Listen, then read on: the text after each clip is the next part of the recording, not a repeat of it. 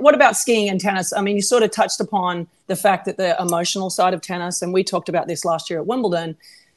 Tell me some of the things about tennis that you would actually, that are easier or harder when it comes to tennis and skiing, and what you like about them both individually. Well, I mean, I think, tennis, when you're talking about the risk of, being down a set point, or, you have all of these, high pressure situations, the ramifications of not doing it well are, you just lose the point, you lose the match, and Yannick and I have talked about that.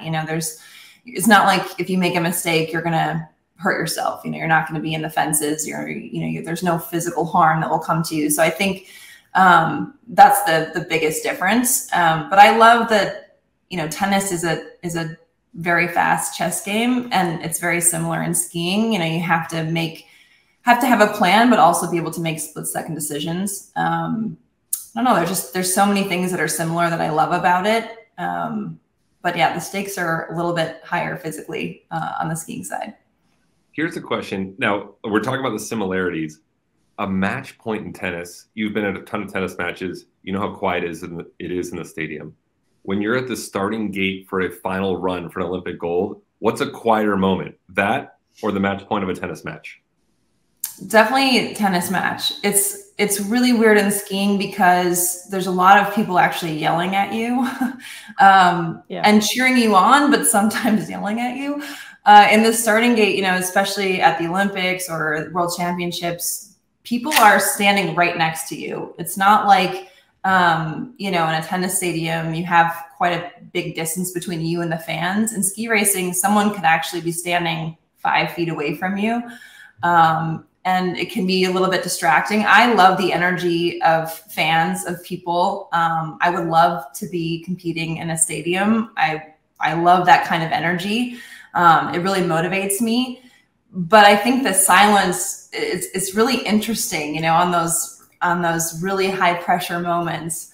And again, that's why I love it. There's so much intense focus on this one moment. And I always love Roger because no matter, if he had a match point or not, he would come up with an ace, or, I never counted him out, no matter how hard the odds were stacked against him, which is, just made him so exciting to watch, among other things. Yeah, it's a lot different in skiing. And also there's just not as many people watching. Yeah, that's interesting. You hear the hop, hop, hop, when you're skiing and people are like yelling and screaming at you. But it's interesting that you talk about being in the gate, how it can be distracting. And do you feel like and you don't have time to be like, hey, bro, can you just keep it down for a second? I'm trying to concentrate here. But I want to know, you skied with Roger just pretty recently during the winter. Give me your thoughts on his downhill skiing ability and tips that you gave him and et cetera. I mean, he did post something today about taking up golf. So, now he's really getting into the casual sports. He's really crushing life right now. Let's be honest. I think we would all love to have Roger's life. He's clearly great at everything he does. His golf game looks impeccable, but his skiing was really good. I mean, I think we need a little bit more time on the slopes together to sort out some technical kinks. I need to change his equipment for one, but he was so loose. He was out there having fun. He, was getting in his tuck. He really enjoyed himself. And I was really impressed with his kids skiing. They all 4 of them were just ripping around, and Mirka too. They were really good. And I think ski racing and skiing in general is just a fun family sport. And the fact that I was able to join the whole family and do it together with them was really special. Where is that? What mountain range is that? Are you in Europe there, or is that? Yeah, we're in Switzerland. Switzerland. All right. Of course. Of course.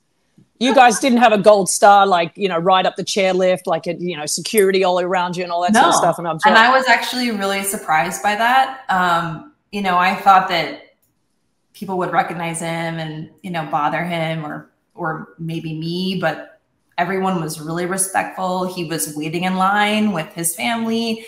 No one bothered him. I mean, the lines were really long. There was a lot of people. I was also worried that someone was going to hit him, you know, so I was just, I felt like I was playing, you know, keep away and trying to make sure no one touched Roger. Yeah, exactly. Do you have a favorite casual mountain somewhere around the world that you like to ski? You know, I've been around the world racing, but I haven't really casually skied very many places. I would have to say Val d'Isère in France is amazing. Or St. Moritz. I love St. Moritz. There's a lot of places that I really enjoy skiing, but I have to actually go casually skiing in more places before I could give you a better answer. Lindsay, you can stay away from Australia. Those mountains are not I've been there. They're not long enough for you. You'd be down that mountain in like 3 seconds. I was, yes, I did. I was 16 and I never went back. For good reason, but we've got great beaches. But interestingly today, we saw Sabalenka. I know that you've been watching the tennis. I know that you get up early. You're into it as much as anyone else. But just take me through what she was going through today. Clearly, we could see that she was struggling physically. There's something, you know, either nauseous or whatever was going on with her. I want to know a story from you. We kind of touched upon it already today, but tell me a story where you had to actually go into a start gate or a day where you did not feel good and how you dealt with that. Well, yeah, I was disappointed that she lost. I mean, I always want to see a fair match. You know, both opponents are, you know, healthy. Obviously, that's not always the case, and that was hard to see today. I don't know what she was going through. Like you said, maybe it was nausea. It seemed like she was out of breath and just low on energy. But I definitely have had many situations where I've been sick. There was one really bad time I had food poisoning. I was in Croatia. I was hugging the toilet rim, just letting it all out. And I missed the caravan to the mountain. So I had to scramble to find a ride. I finally made it up there. I had missed inspection. So everyone gets one chance to look at the course. I missed it. I literally rolled straight in, puked right before I started, and then went. I don't remember how I did, which means it probably wasn't very good. But I tried. You know, I hate missing races. You know, I think every athlete wants to always put their best foot forward, and even if, you know, you're not feeling well, you want to get out there and try. And I give Sabalenka a lot for just going out there and giving it her best shot. And it was definitely her mental strength showed through today. I mean, I know physically it let her down, but mentally she was very tough. And again, disappointed to see her lose, but it was a really fun match, and the next round's going to be great.